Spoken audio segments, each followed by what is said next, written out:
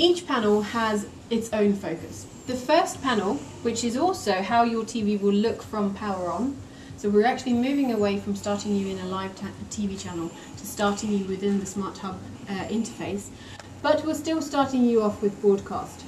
So we're starting you off on the On TV panel, and the On TV panel is dedicated to live broadcast TV shows.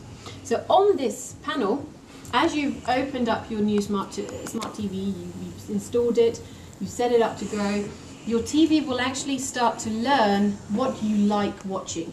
So it will start to learn your behaviour a little bit.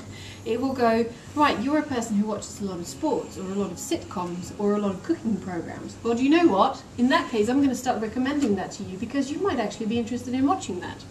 So you have your live TV channel. You also have 6 TV channels that are currently running with programmes that you might be interested in watching. And you can see below them how far into the program has gone, so that you know whether to go over to that or pick something else. And in addition, the TV will recommend for you 6 programs that are due to start within an hour and a half that you might like to put a reminder for, or you might want to record them. So you're never going to miss that type of program that you would like to watch, because the recommendation will be here already as you open your TV up. So this we do by analysing the metadata that is actually coming through to your television. So we have an external partner that does that for us to make sure that the metadata is correct. There are also a couple of caveats, because we obviously want to make sure that this is as user-friendly as possible. So there are 2 things to mention on that point. First of all, if you're a family watching, you will get recommendations based on your entire usage. So when the kids watch, there'll be a certain type of material, or when at least younger people watch, there'll be a certain type of material. Then maybe even parents are watching during the day or in the evening. That all of that material will be mixed. However, you can log in. You can have 5 different profiles and actually log into your own profile on your television, which means that when I come home, I can log in as Jenny, and the TV will then remember what Jenny likes to watch, and it will then recommend to me only material that I would like, or programs that I would like to watch. Second caveat is, of course, we want to make this as user-friendly but also as safe environment as possible, which means that we will actually not recommend children's content, because that can be conceived as marketing towards children, and that's obviously not allowed. Secondly, we will not recommend any adult content. So even if you should be watching adult content 24/7, there will never be an adult content recommendation on our television. And also we've actually gone as far as to take away certain genres of what could be seen as violent programs. So where there's a lot of action, horror movies, etc., we will not recommend. And that is to make sure that if any children turn the television on, they should be met by material that isn't to them sensitive. So that's something that we have chosen to actually proactively do in the televisions.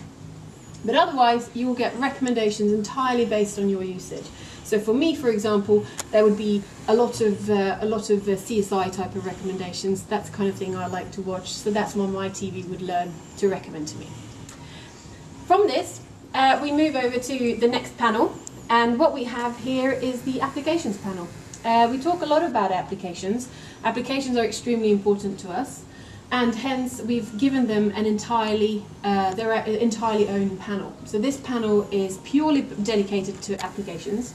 We have a top row where we recommend certain global applications, or very big applications that customers might like. If you take Spotify, HBO, that kind of applications. And then we have an area here of 30 application spaces where the consumer themselves can decide what applications would I like to have on my TV. And they can swap and change and take them away and add new ones and as they go along. And they can even press more apps and then get into another area where you can add even further applications. So you really get your own personalised experience from applications on here. Moving over from the applications panel, we move into our third panel. This panel is called Social TV, and this panel is based on Facebook, Twitter and Skype. How does that then work? Well, as you open the television for the first time, this is how it will look. You will have a recommended content that is popular overall content from Facebook that you know a lot of people are watching. So the most popular videos from Facebook we were recommended, and then there will be a message prompting you to activate your Skype to get your personalized experience. When you log in onto your Facebook, you will actually start getting recommendations purely based on what your friends are watching. So this will become an individualized service for you. Same goes for Skype. It will be your individual Skype contacts that will be there so that you can do your voice calls. So you will actually get friends pics, you will get status updates, and you will then can also obviously go in and see under the what's hot tab. You can also see what other people who are not your friends are also watching, so that you kind of get a mixture of everything on that. And then you can do your, like I said, your video calls directly from this panel. Moving from this panel over to the fourth panel. This panel is is another panel that is entirely dedicated to the user or the end consumer. And that is because this is what we like to call our AllShare panel. I know everyone uses different names for these things. So instead of calling it an AllShare panel, we've made it more customer friendly by calling it My Photos, Videos and Music. And this is where all of your connected devices content will be visible. So if you choose to connect your hard disk drive, your laptop, your mobile phone to this TV, that content, those folders that you choose to share from each of those individual devices will be directly visible in your television. So you don't have to remember anymore, do I have my holiday pictures on my hard disk drive or on the laptop, are they on my mobile phone, where are they? They're actually, if you've shared the folder, then the folder with your holiday pictures will be here, so you don't have to search for them. They'll be here straight away. So again, this is entirely up to the end consumer, what they would like to connect and actually see on this panel. From this, we move over to our final panel, our fifth panel in our 5-panel interface, which is called Movies and TV Shows, and it does exactly what it says on the tin. We have taken video on demand and turned it upside down. What do I mean by that? Well, instead of giving you here a logo of a video on demand provider and you having to figure out which provider offers you which film, we're going to recommend the films instead. We're actually going to bring up the content instead. And in this panel you can then search on genre, you can search on a specific title of course, and you can also get recommendations. So the TV will start to learn what type of movies are you actually renting and watching.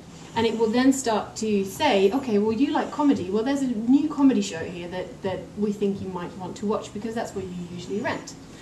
From launch we will have SF Anytime and hopefully Netflix as well integrated. And we're then working with all the other content providers to actually get them in here as well.